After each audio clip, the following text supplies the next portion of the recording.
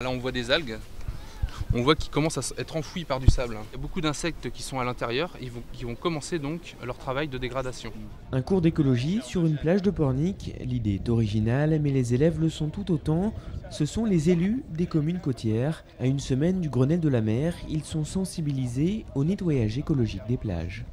Si on les nettoie mécaniquement, c'est efficace, mais c'est pas précautionneux. Si on le fait à la main, on va pouvoir séparer ce qui doit être nettoyé, c'est-à-dire tous les déchets humains, et on laisse tout ce qui est végétal, qui est minéral, ce qui est animal. Au centre des préoccupations, ces algues qui constituent la laisse de mer, élément essentiel de la biodiversité littorale. Ça nourrit quantité d'insectes qui sont dans la chaîne trophique, qui vont donc nourrir eux-mêmes les petits poissons, les petites crevettes, qui vont eux-mêmes nourrir les gros poissons, etc. L'argument écologique semble convaincre, reste à rassurer les élus, peu enclins à laisser les algues envahir leurs plages et leurs eaux.